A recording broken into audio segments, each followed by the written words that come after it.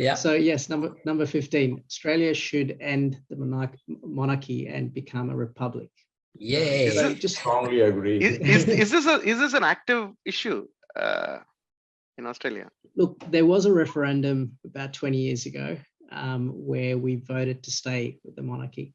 I think that the best argument I heard about staying with the monarchy is just to save the costs, as it doesn't make any difference. However, there's so many other good arguments to become a republic, I feel. So yeah, let's discuss it. I feel like becoming a republic can be beneficial in a number of ways, but let's see what you all have to say about it. I think. But what are the costs involved? You mentioned there are like costs involved if Australia becomes republic. Like what kind of? Oh, just in terms of administrative costs, setting up new regimes, in terms of new rules, whatever it is that's necessary, I feel. But I don't know the details of that. That was the only argument that I felt had some water in it.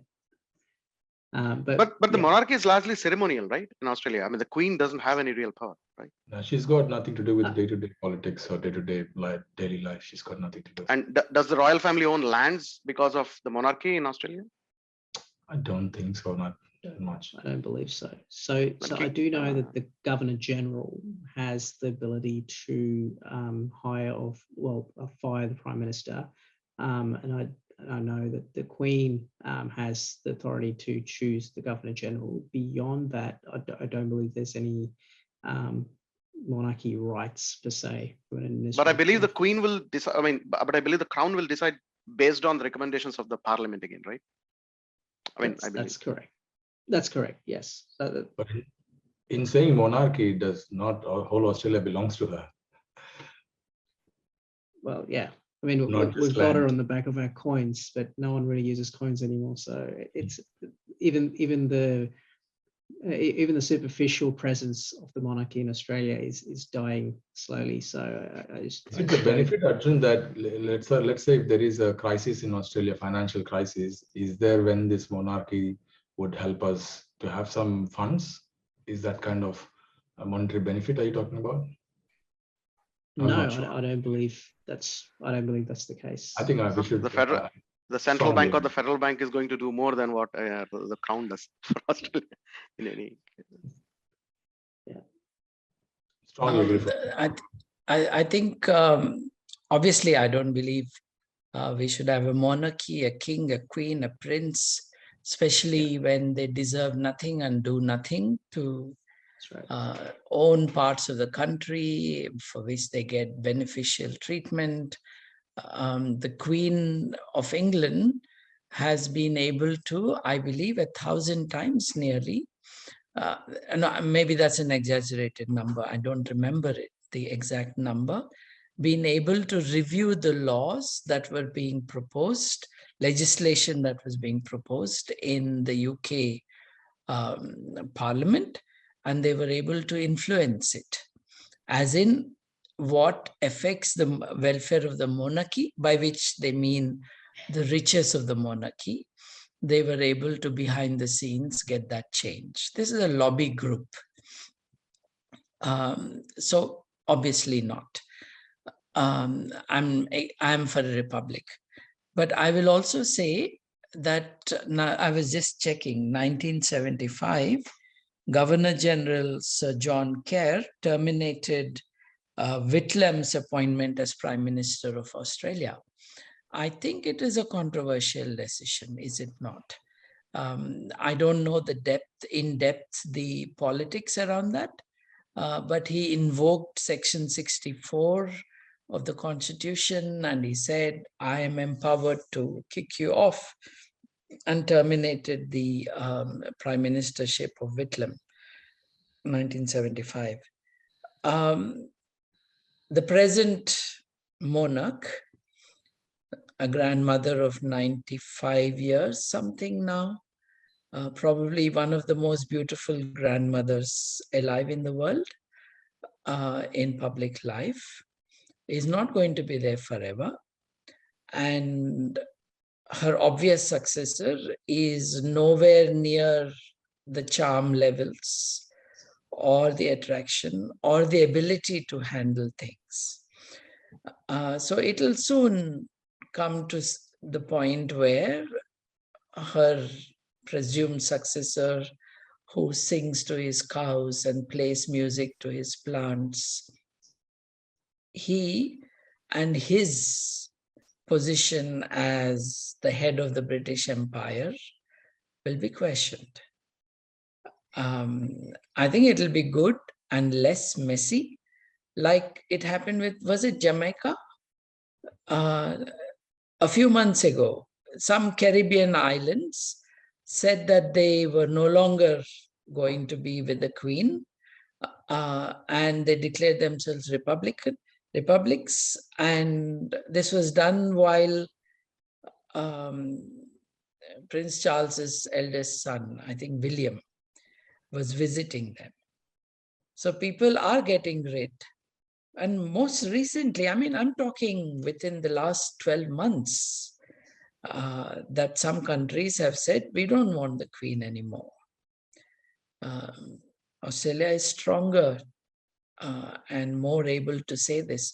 Those little countries receive monies from the Commonwealth, development assistance and so on. That assistance will not stop, but there was some degree of dependency, and yet they were able to do it. India used to get development assistance until maybe 10 years ago, quite some money from the UK.